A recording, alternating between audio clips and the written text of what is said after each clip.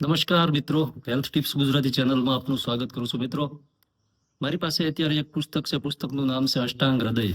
અષ્ટાંગ હૃદયની અંદર ઋતુચર્યા નામનો અધ્યાય આપેલો છે. આ ઋતુચર્યા અધ્યાયની અંદર મિત્રો જે ખોરાક લેવાની ઋતુ પ્રમાણે આપણે કેવો ખોરાક લઈએ તો શરીરની અંદર બીમારી નથી આવતી.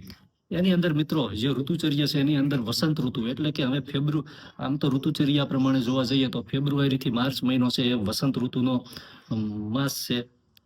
અને આમ ગુજરાતી માસ પ્રમાણે જોવા જઈએ તો ફાગણ અને ચૈત્ર માસ છે વસંત ઋતુમાં આવતા હોય છે. પણ વસંત ઋતુ શરૂ થાય એટલે કે આપણે ફેબ્રુઆરીના અંતથી ખોરાકમાં શું ધ્યાન રાખવું જોઈએ?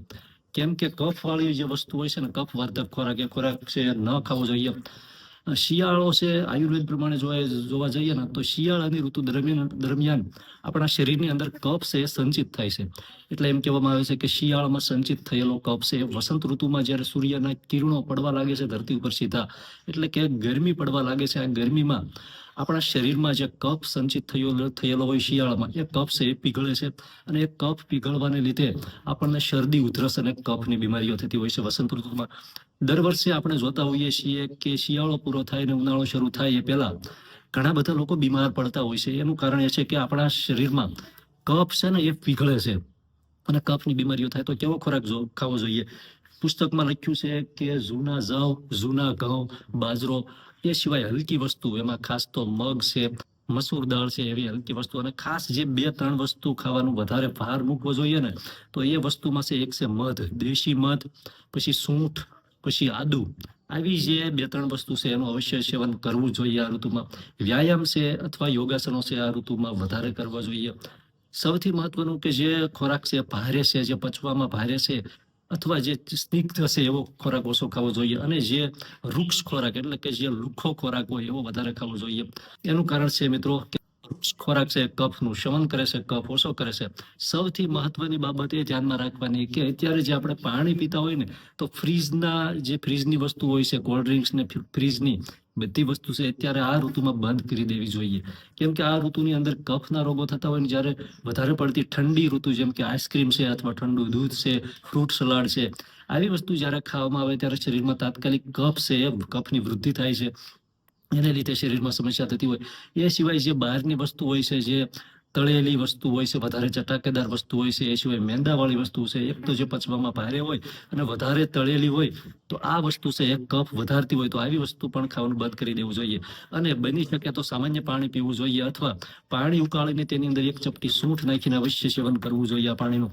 એ સિવાય જ્યારે આપણે દિવસમાં એક વખત એ રીતે પણ કરવું જોઈએ કે હુંફાળું પાણી કરી એમાં એક ચપટી સૂંઠ નાખી અને એની અંદર થોડું મધ નાખીને દિવસમાં એક વખત આ વસ્તુ પીવામાં આવે, આ રીતે પાણી પ્રવાહી.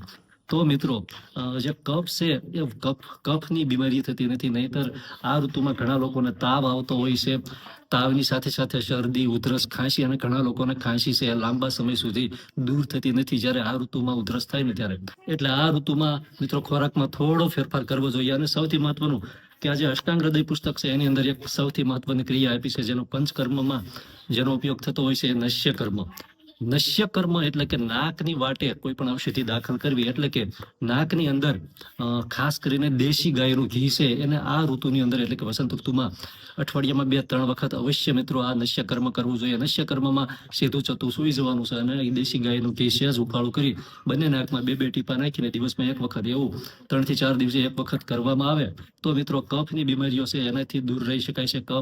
કફના જે રોગો અત્યારે વસંત ઋતુમાં થતા હોય છે, આ બીમારીઓથી મિત્રો બચી શકાય છે. નાની નાની જે ખાસ બીમારી હોય, કેમ કે આ રીતે નશ્ય કર્મ જ્યારે દેશી ગાયના ઘીથી કરવામાં આવે ને, ત્યારે મિત્રો આપણા ફેફસા સુધી એની પોઝિટિવ અસર થતી હોય છે અને આપણું આખું માઇન્ડ રિલેક્સ થાય છે. અને જે ગળું એટલે કે આંસળીથી ઉપરના બધા જ અવયવો હોય એકદમ એની ઉપર એની પોઝિટિવ અસર થતી હોય છે અને અવયવો ખૂબ સારી રીતે કામ કરે છે અને બીમારીઓ સામે લડવા માટે સક્ષમ છે. એ સિવાય સૌથી મહત્વનું કે લીંબુ પાણી પણ આ ઋતુમાં ખૂબ જ ઉપયોગી સાબિત થાય છે. જ્યારે હુંફાળું પાણી આપણે પીતા હોય ત્યારે એની અંદર લીંબુ અને મધ બંને વસ્તુ નાખીને પીવામાં આવે તો વસંત ઋતુની અંદર એ ખૂબ જ કારગર સાબિત થાય છે. મધ ન હોય તો માત્ર લીંબુ નાખી, ઉફાળા પાણીની અંદર લીંબુ નાખી, ખાંડ વધારે નાખવાની નથી, કદાચ એવું લાગે તો થોડી નાખી શકાય, પરંતુ માત્ર ને માત્ર હુંફાળું પાણી કરીને એમાં લીંબુના રસને થોડું મધ નાખીને આ ઋતુમાં દિવસમાં એક વખત પીવામાં આવે તો એ કફના રોગોથી અવશ્ય બચાવે છે. નાની નાની બીમારીઓ, જે વાયરલ સંક્રમણ હોય છે, જે ઋતુના બદલાવ સાથે આવતી બીમારીઓ હોય છે, આ બીમારીઓથી નથી. માત્ર ને માત્ર આ એક સામાન્ય પાણી, લીંબુ અને મધવાળું પાણી છે, એ પણ મિત્રો બચાવી શકે છે.